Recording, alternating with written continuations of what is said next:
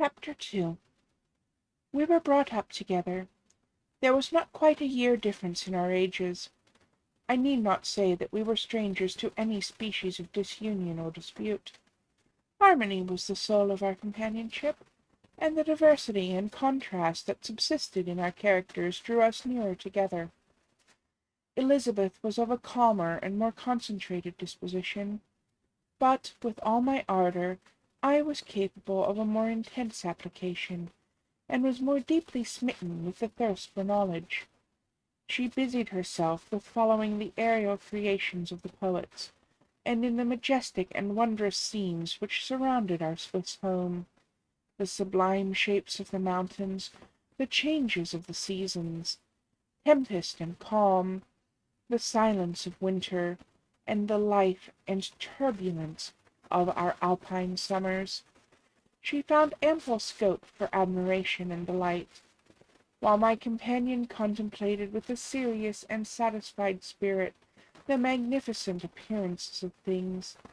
I delighted in investigating their causes. The world was to me a secret which I desired to divine. Curiosity, earnest research to learn the hidden laws of nature, gladness akin to rapture, as they were unfolded to me, are among the earliest sensations I can remember. On the birth of a second son, my junior by 7 years, my parents gave up entirely their wandering life, and fixed themselves in their native country. We possessed a house in Geneva, and a campagne on Belle, the eastern shore of the lake, at the distance of rather more than a league from the city. We resided principally in the latter, and the lives of my parents were passed in considerable seclusion. It was my temper to avoid a crowd, and to attach myself fervently to a few.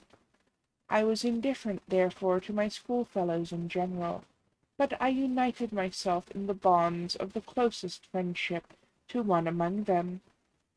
Henry Clerval was the son of a merchant of Geneva.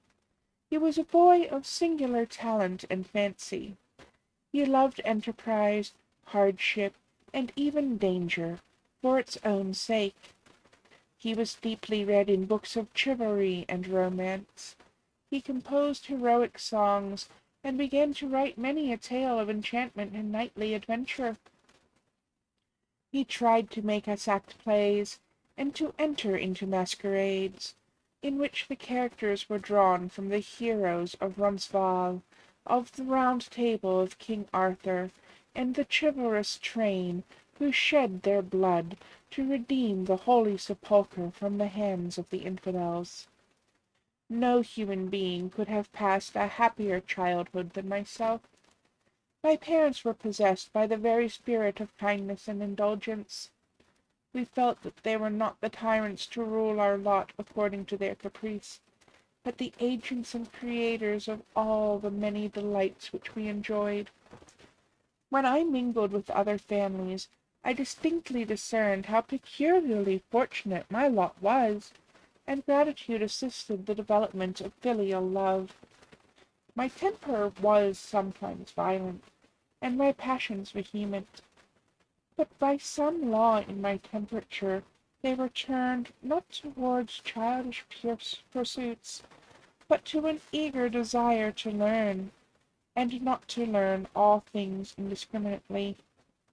I confess that neither the structure of languages, nor the code of governments, nor the politics of various states possessed attractions for me.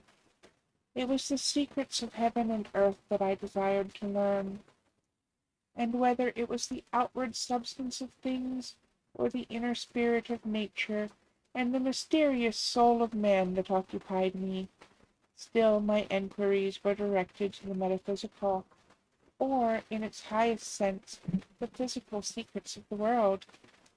Meanwhile, Clerval occupied himself, so to speak, with the moral relations of things.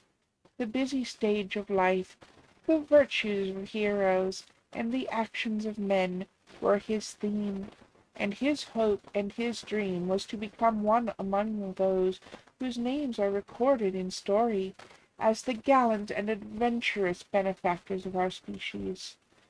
The saintly soul of Elizabeth shone like a shrine-dedicated lamp in our peaceful home.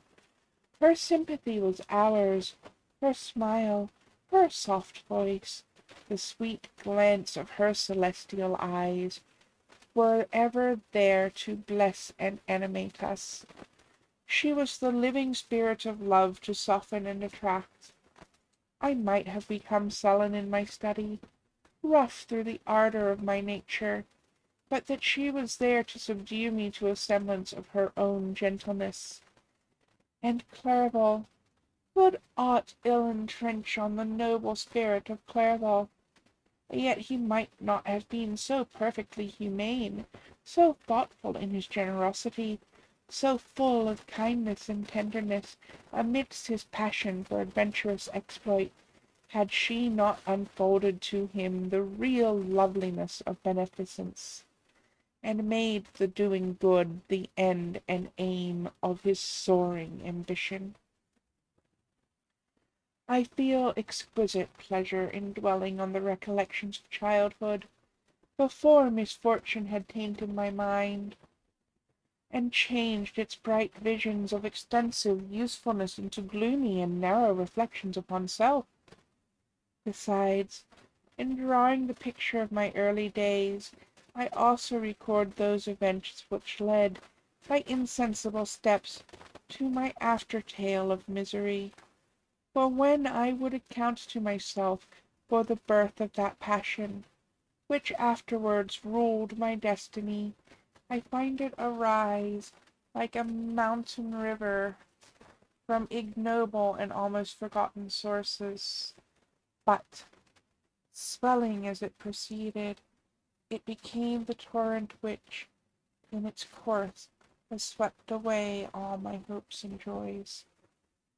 Natural philosophy is the genius that has regulated my fate.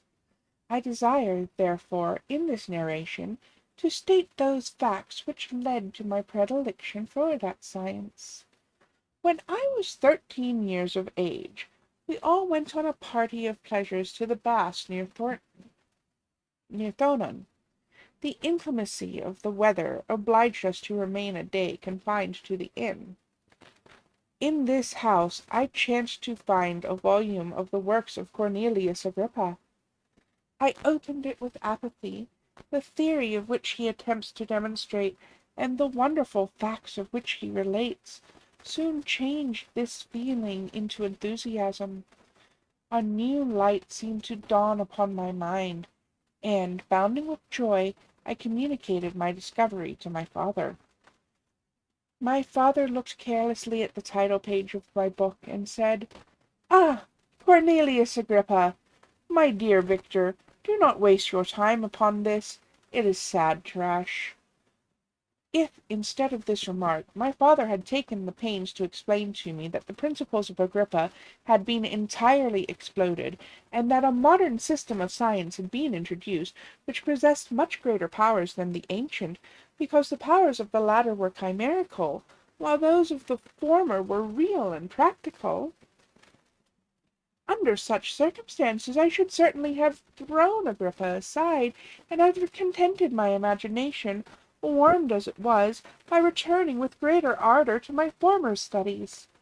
It is even possible that the train of my ideas would never have received the fatal impulse that led to my ruin.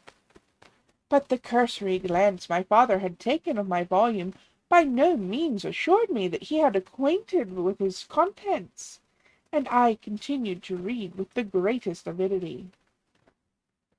When I returned home, my first care was to procure the whole works of this author, and afterwards of Paracelsus and Albertus Magnus. I read and studied the wild fancies of these writers with delight, and they appeared to me treasures known to few beside myself. I have described myself as always having been imbued with a fervent longing to penetrate the secrets of nature. In spite of the intense labor and wonderful discoveries of modern philosophers, I always came from my studies discontented and unsatisfied. Sir Isaac Newton is said to have avowed that he felt like a child, picking up shells beside the great and unexplored ocean of truth. Those of his successors in each branch of natural philosophy with whom I was acquainted appeared even to my boy's apprehensions as tyros engaged in the same pursuit. The untaught peasant beheld the elements around him, and was acquainted with their practical uses. The most learned philosopher knew little more. He had partially unveiled the face of nature, but her immortal lineaments were still a wonder and a mystery. He might dissect, anatomize, and give names, but, not to speak of a final cause, causes in their secondary and tertiary grades were utterly unknown to him. I had gazed upon the fortifications and impediments that seemed to keep human beings from entering the citadel of nature, and rashly and ignorantly I had repined. But here were books, and here were men who had penetrated deeper and knew more. I took their word for all that they averred, and I became their disciple. It may appear strange that such should arise in the 18th century, but while I followed the routine of education in the schools of Geneva, I was, to a great degree, self-taught with regard to my favorite studies. My father was not scientific, and I was left to struggle with a child's blindness, added to a student's thirst for knowledge. Under the guidance of my new preceptors, I entered with the greatest diligence into the search of the philosopher's stone and the elixir of life, but the latter soon obtained my undivided attention. Wealth was an inferior object, but what glory would attend the discovery if I could banish disease from the human frame, and render man invulnerable to any but a violent death? Nor were these my only visions. The raising of ghosts or devils was a promise liberally accorded by my favorite authors, the fulfilment of which I most eagerly sought. And if my incantations were always unsuccessful, I attributed the failure rather to my own inexperience and mistake, than to a want of skill or fidelity in my instructors. And thus for a time was I occupied by exploded systems, mingling, like an unadept, 1,000 contradictory theories, floundering desperately in a very slough of multifarious knowledge, guided by an ardent imagination and childish reasoning, till an accident again changed the current of my ideas. When I was about 15 years old, we had retired to our house near Bellerive, when we witnessed a most violent and terrible thunderstorm. It advanced from behind the mountains of Jura, and the thunder burst at once with frightful loudness from various quarters of the heavens. I remained while the storm lasted, watching its progress with curiosity and delight. As I stood at the door, on a sudden I beheld a stream of fire issue from an old and beautiful oak, which stood about 20 yards from our house, and so soon as the dazzling light vanished, the oak had disappeared, and nothing remained but a blasted stump. When we visited it the next morning, we found the tree shattered in a singular manner. It was not splintered by the shock, but entirely reduced to thin ribbons of wood. I never beheld anything so utterly destroyed. Before this I was not unacquainted with the more obvious laws of electricity. On this occasion a man of great research in natural philosophy was with us, and excited by this catastrophe, he entered on the explanation of a theory which he had formed on the subject of electricity and galvanism, which was at once new and astonishing to me. All that he said threw greatly into the shade Cornelius Agrippa, Albertus Magnus, and Paracelsus, the lords of my imagination, but by some fatality the overthrow of these men disinclined me to pursue my accustomed studies. It seemed to me as if nothing would or could ever be known. All that had so long engaged my attention suddenly grew despicable. By one of those caprices of the mind, which we are perhaps most subject to in early youth, I at once gave up my former occupations, set down natural history and all its progeny as a deformed and abortive creation, and entertained the greatest disdain for a would-be science, which could never even step within the threshold of real knowledge. In this mood of mind I betook myself to the mathematics, and the branches of study appertaining to that science, as being built upon secure foundations, and so worthy of my consideration. Thus strangely are our souls constructed, and by such slight ligaments are we bound to prosperity or ruin. When I look back, it seems to me as if this most miraculous change of inclination and will was the immediate suggestion of the guardian angel of my life, the last effort made by the spirit of preservation to avert the storm that was even then hanging in the stars, and ready to envelop me. Her victory was announced by an unusual tranquillity and gladness of my soul, which followed the relinquishing of my ancient and laterally tormenting studies. It was thus that I was to be taught to associate evil with their prosecution, happiness with their disregard. It was a strong effort of the spirit of good, but it was ineffectual. Destiny was too potent, and her immutable laws had decreed my utter and terrible destruction.